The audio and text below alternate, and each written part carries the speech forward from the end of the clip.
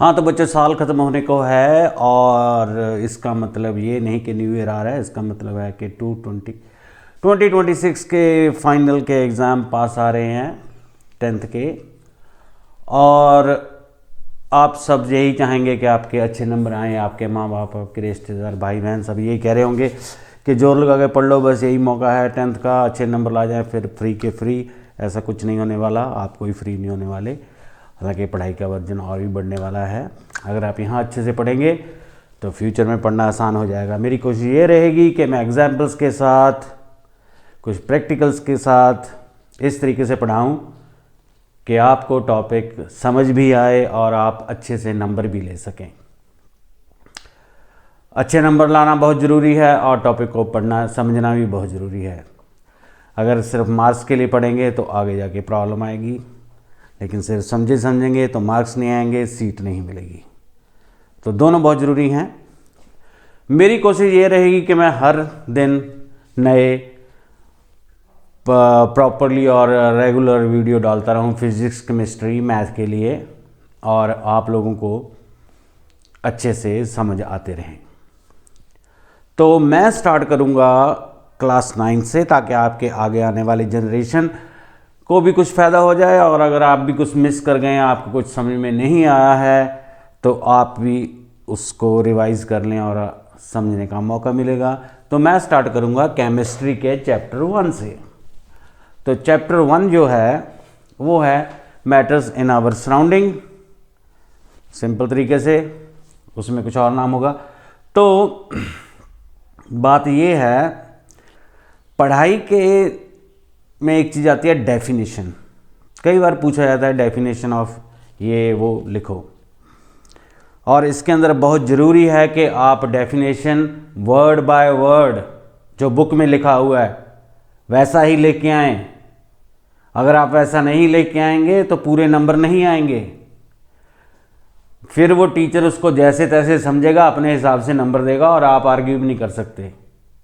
वो 3 इडियट के जैसे नहीं करना कि सर ने पूछा कि सिंपल मशीन क्या है और रेंचो बोलने लगा जिप सिंपल मशीन है, पंखा सिंपल मशीन है, टेलीफोन सिंपल मशीन है, वो नहीं चलेगा। हाँ, उस तरीके से आप समझ सकते हैं, लेकिन फिर टीचर ने क्या कहा था, बुक में क्या लिखा है, बुक में जो लिखा है वही आपको लिखना है। डेफिनेशन के अंदर ये बहुत ज़रूरी है, वर्ड टू वर्ड लिखना। तो ये चीज़ ध्यान रखिएगा, चाहे रट्टा मारना पड़े तो रट्टा मारिए, लेकिन वर्ड टू वर्ड डेफिनेशन लेके आइए अगर पूरे नंबर चाहते हैं तो। और इसके लिए मैं स्टार्ट करता हूँ मैटर से। अपने आसपास जो भी चीज़ है, कुर्सी, टेबल, पेड़, हर चीज़ मैटर है, ठीक है।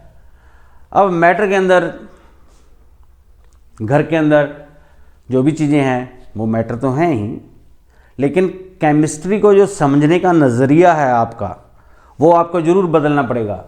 हम अगर वर्ड केमिस्ट्री कहते हैं तो हमारे दिमाग में आ जाता है laboratory, test tubes, liquid, funnel, beaker, ये सब। लेकिन जब आप यहाँ पढ़ेंगे, यहाँ से समझेंगे, तो आप केमिस्ट्री को 2 तरीक़ों से, 2 शब्द से समझने लगेंगे, और आप हर अपनी सराउंडिंग में केमिस्ट्री ही देखेंगे। तो केमिस्ट्री क्या है, 2 शब्द सिर्फ केमिस्ट्री के लिए, प्योर और इम्प्योर। बस प्योर और इम्प्योर यही आपके आसपास है। प्योर आपको बहुत कम मात्रा में मिलेगा, लेकिन जो भी आप इधर उधर देख रहे हैं वो इम्प्योर ही इम्प्योर है। तो इन चीज़ों को मैं डिस्कस, फ़िलहाल मैं आपको सिंपली बता देता हूँ कि आपके घर में जो आपके मम्मी के गहने हैं, जैसे गोल्ड के, सिल्वर के गहने हैं, या ये जो चिटकनियाँ, कुंडियाँ, डोर हैंडल, ये जो बोर्ड का आसपास पत्ती लगी हुई है, ये सब एल्यूमिनियम के हैं। तो ये भी 99% प्योर ही है। बाकी ये बोर्ड हो गया, ये इम्प्योर है। आपके घर में दूध है, वो भी इम्प्योर है। पानी है, वो भी इम्प्योर है। मतलब एक एटम से बनी हुई चीज़ कोई नहीं है, बहुत सारे एटमों से बनी हुई चीज़ें हैं जो कि इम्प्योर फॉर्म में है। सिर्फ मम्मी के गहने गोल्ड के, चांदी के, और ये एल्यूमिनियम जो आसपास है, या फिर लोहे की जो चीज़ें होती हैं, वो 99% प्योर ही होती हैं। थोड़ा बहुत उसके अंदर कुछ होता है। अगर आप उसको छोटे छोटे टुकड़ों में करेंगे, जो लास्ट आपके पास एक छोटा सा टुकड़ा बन जाएगा जिसको आप देख भी नहीं सकते, लैब में उसको तोड़ा जाता है, उसको हम कहते हैं एटम। और एटम को आप आगे नहीं तोड़ सकते, लेकिन फ्यूचर में जब आप बड़े हो जाएंगे, पढ़ेंगे, तो आप समझ सकेंगे कि कैसे एटम को तोड़ा जा सकता है। फिलहाल आप यहीं तक सीमित रहिए कि एटम को आगे नहीं तोड़ा जा सकता।